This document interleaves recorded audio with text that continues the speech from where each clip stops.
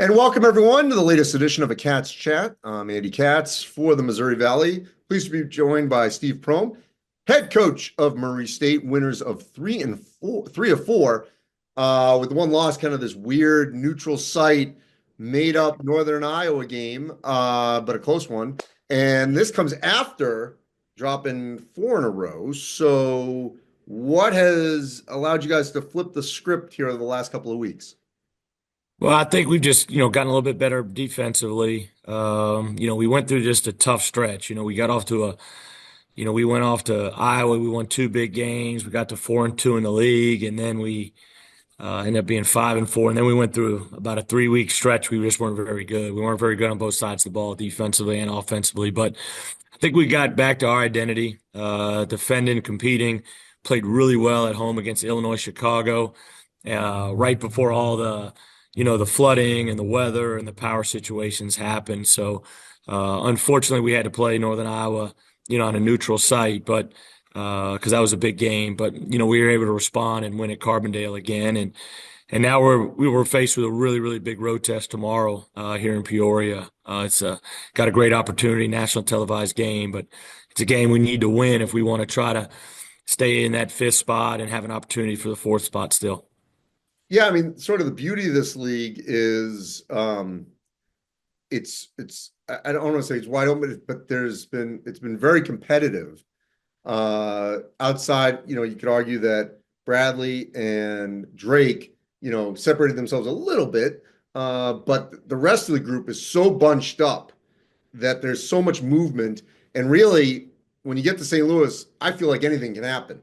Um, where's your with two or three on the road? Where's your sense of optimism of what you've got ahead of you before you even would get to St. Louis?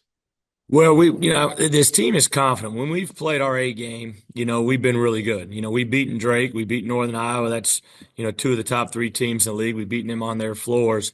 We have another opportunity against Bradley tomorrow night, which is a big game. But, because it's so bunched up, a good week can jump you to from 10th to 5th or 4th, and a bad week can take you from 4th or 5th to 9th or 10th. So, we do finish at Bradley. We go home Indiana State, and then we go to Belmont for a big rival game. So I think our guys are confident. It's just one game at a time. But if we could get this one tomorrow, I think we put ourselves in a good position to really have a great opportunity to get that fifth spot. And if we could get some luck with Belmont, losing another one before we head down there, because our net rankings are really close with Belmont, and our tiebreakers, if you split, go to net rankings.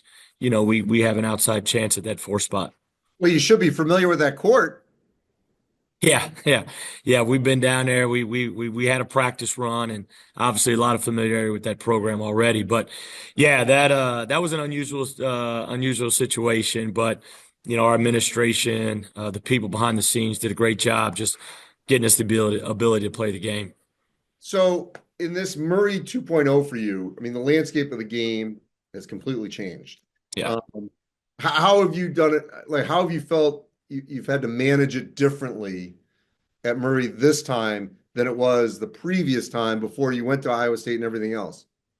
Yeah, I tell you, the best way I could explain it is when I took over 2012, we had a phenomenal season, phenomenal team, probably the arguably best team in school history. Uh, the seniors and juniors that I had in 2012 were the bench players in 2010 when we lost to Butler to go to the Sweet 16.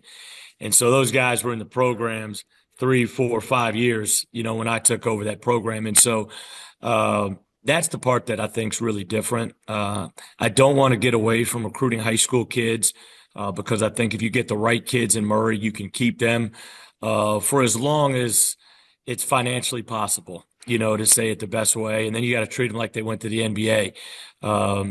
From that standpoint. But it is different. We got here, a couple years ago, we didn't have anybody on the roster. You had to retool with new NIL, the portal, a new league. And so, but also being in this league a couple years, I think you have to adjust a little bit of way that you recruit. The skill in this league, the shooting in this league, the size up front in this league is very different. And so I think being in the league a couple years gives you great familiarity with that. But we got unbelievable fan base. We got great tradition. There is a standard here. I understand that, and so we've kind of been in the middle of the pack these couple years. We got to get over the hump and get to the top third of the league for sure. But to that point, this program has always had tremendous support, smaller community.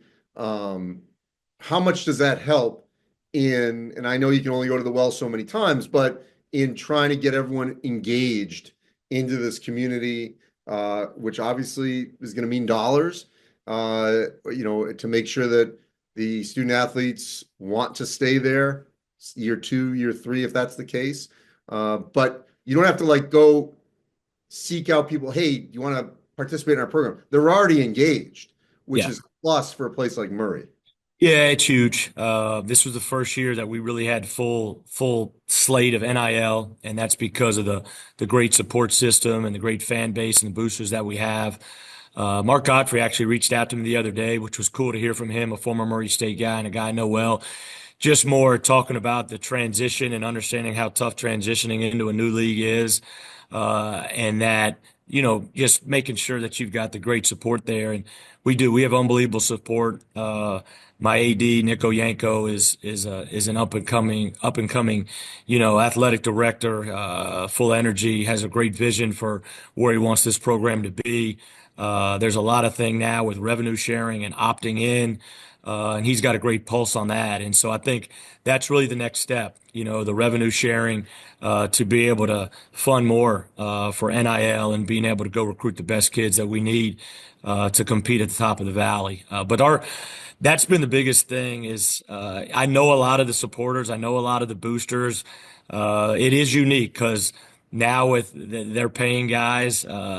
They've been friends. I've got friendships. I've got relationships. My wife's from there. We've known these people for years and years. But now they have a bigger stake in the game too, when you talk about the financial side. But I think they all understand the transition. They've been great supporters. And we do. We have as good a fan base and as good as people. And that's one the thing about being the head coach of Murray State. You want to do well because you know the impact it has for that community and you know what it brings to those fans and how much they appreciate it. And there's nothing like playing in Murray when you got 8,500 people in there. We've seen it like that before, and we need to get it back like that. All right, we got one more home game, two on the road. See if they can, if Murray can obviously continue to climb up the ladder. Steve, appreciate your time. We'll be tracking how you guys are doing over the next couple of weeks. Thanks, Andy. I appreciate you.